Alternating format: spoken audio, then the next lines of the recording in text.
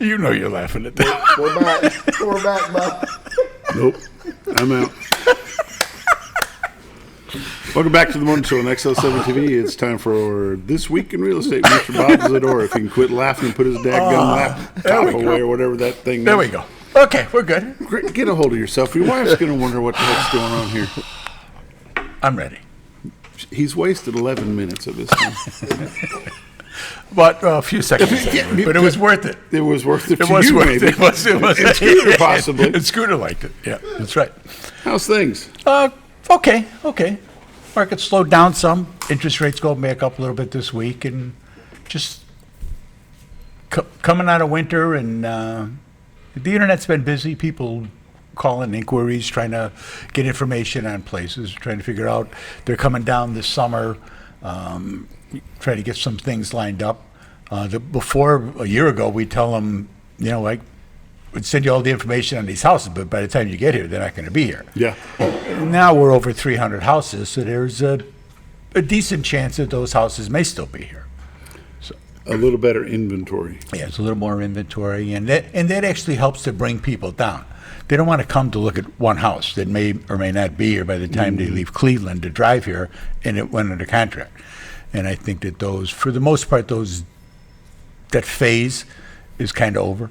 I think that we're seeing more realistic, a more realistic real estate market, is a historical market. I'll do it that way. And I think that we'll continue along that path for a while.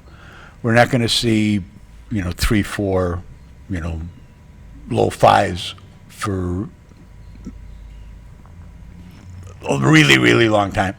I think that even the best prognosticators from Realtor and some of the banks are saying if we can get into the mid to low sixes by the end of the year, that'd be a really big motion in where we are. Put your thinking cap on. What was the interest rate of your first home that you bought, you and Miss Linda? We were probably 7, 8, I bet. Really? Yeah. What year was We that? got it before everything, before Carter, before everything blew up.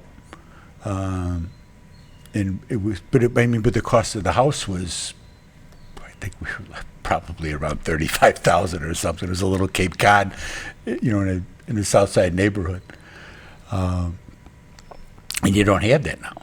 When your average cost of a house is $228, that 7% makes a big difference because the amount of income hasn't gone up that much to keep up with that, and that's what's hurting. That's what's hurting the first-time home buyers. We're first-time home buyers, and I was gifted a couple $1,000s by a relative to help us put the down payment down, and get started. And it was a little house, and what we did is, I bet we weren't 1,200 feet. Our first house was 27.5. Our interest rate was 12%. It was 1982. Was 827 square feet, 2 bedrooms, 1 bath. Yeah. It's 3 bedrooms, 1 bath, Oh, okay. and 827 square feet. Yeah, because it was, like I said, it was a Cape Cod. It was a living room. There was 1 bedroom, a bathroom, a kitchen, and a dining room. So we knocked out the dining room wall, and then we ended up knocking out the kitchen wall. Took out some of the stairway wall just to kind of give it a little concept of space and put a dormer upstairs. But historically, that's what you've done. You've bought a house and you fix it up and you build equity in it. We put a garage in the back, and Yeah, We we had did a some stuff. carport, and you had to go outside through the kitchen. You had to go outside in the backyard and into another room that was the utility room. That's the way this house Yeah. was built. Well, yeah. Now it wasn't added on. That's the way. that's the it way was they built it. Oh, in really? The original day. Oh, okay. So we knocked a hole, put a door in the dining area to go into that little room, and put a window in where that other door was. I have a reason for talking about all this, and my reasoning is to the first-time home buyer, don't be discouraged. Oh, yeah. Things, 10% was common in the mid-'80s for a long, long time. It did take quite a while. Took a long time for that to come down. Also, you're talking about 1,200 square feet. I'm talking about 800 and something. Scooter, what was your first home? I don't I'm trying to remember the size of it. It was probably about 2,000. 2,000. Yeah. Rich Okay, kid. yeah. Yeah. So, but my whole point was, before Scooter threw that out there, is you don't have to have the biggest, latest, greatest marble countertops and Right. stainless You steel. come in with utilities. granite and stainless and It could those be type- all yeah. kinds of stuff. Formica, the old Formica days. Yeah. Just stay away from Harvest Gold. All that stuff's coming back. Really? The kids are wanting wired phones again. They want landlines, which would have been a good thing to have yesterday. Yeah. So Right? they may not. But the point being is, take it one step at a time. Yes, indeed. You get your first home as the stair step to Yeah, start exactly. your life. And that's what we saw it as, and that was what it was. But we ended up, as we improved it, okay, we made this more livable, that more livable, and raised the boys there. They went to school there. They graduated, moved on, and then we sold it. And we took a condo down in the Loop for a while because it was easier for me to get back and forth to the police department and the United Center and things that were going on. Life changes things. And not fighting the traffic going down I-55 every day, but that's a whole another deal as well. Yeah. But the first home and to get started and to be able to start to claim things and realize the benefit of homeownership and not paying rent and being responsible for something, and it's a whole different outlook on life when you own your own home, and that's always been the American dream, get people started, and I think that it still is. I see no reason for that to change at all. And for the first-time home buyer, newly married couple, if you're thinking about buying a home or you're thinking about buying that new car at the car lot, Yeah. you have to make up your own choice. But Yeah, Buy and, that and, home. and definitely if you are looking at homes, don't buy that car at least till after you close. If you can do it financially, that's great. Don't buy it till after you close. yeah, It's because we've had that happen where they've gone out and people have gone out and bought all their furniture, and so stuff blows up on the credit reports because they check your credit report when you get pre-approved, but they also check it a couple days before closing, just to make sure that there's no reason that number has changed. And people that have done that have gone out and bought furniture, bought cars, things like that, and it's like, wow, not good. hard to back that out. Yeah, it is. It is indeed. How about your numbers? This week in real estate, there were 46 new listings, 4 commercial properties, 12 parcels of land, 29 homes came on the market. They range in price from $19,000 to $1.1 million, because I knew that was in there. 3 of them are taking backups. There were 13 sales, 1 commercial property, 1 parcel of land, 11 homes sold. They ranged in price from $85,000 up to $800,000. The average sale price this week was $235,000 with 117 days on market.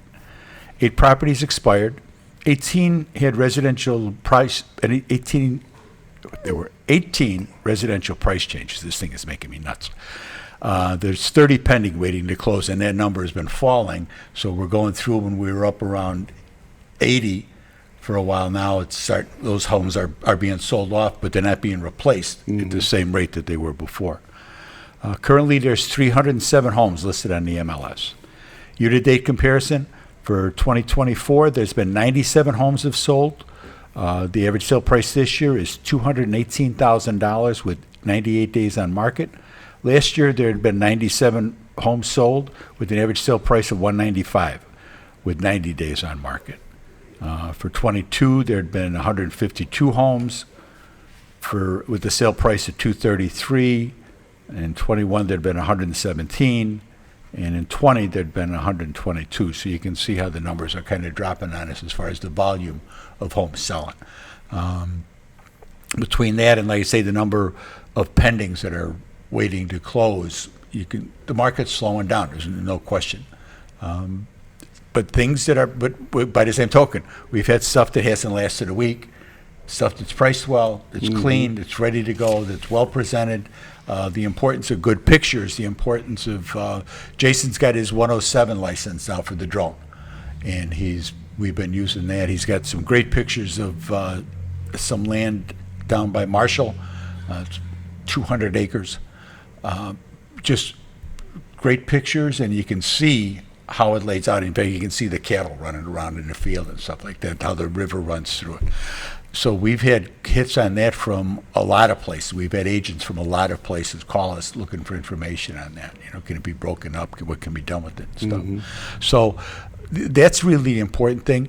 In a market like this where now you're starting to have more competition to sell, there's other homes out there. You can't just say, well, I'll put this out there and it'll be gone in a week. That's not the case. You need to have the best representation that you can get. The other thing that we've done is everybody has gone, our whole team has gone and gotten their accredited buyer's representative certificate designation, from the National Association of Realtors. So everybody's been to school above and beyond the normal stuff. And by having that buyer's rep, obviously it helps represent buyers, but it also helps with the sellers because it gives them an idea of what buyers are looking for. What are buyers interested in? What are they looking for credits on things? Different types of loan, you get different things. And the importance of that, I think, aside from the fact that we're doing above and beyond what is normal, usual, and customary, as we usually do, that helps us in our presentation and our representation of both buyers and sellers. And we do both very well. And the way you find that out, call my honey. She's at 870-405-0793. Check out the website, retiredtoarkansas.net. The whole MLS is on there. There's a bunch of other stuff that's on there. The cameras are on there that you see every day. But Linda, give her a call. She keeps the plates spinning. She's responsible, and she does everything. 870-405-0793. The award-winning Z-Team. Yes, sir. Yes, sir. 870-405-0793 is the number. Retiredtoarkansas.net is our website. Go there. Give Miss Linda a call. Yes. You've been watching the morning show on XL7 TV. This has been This Week in Real Estate with Mr. Bob Zadora. We'll be back with Friday Sports in just a moment.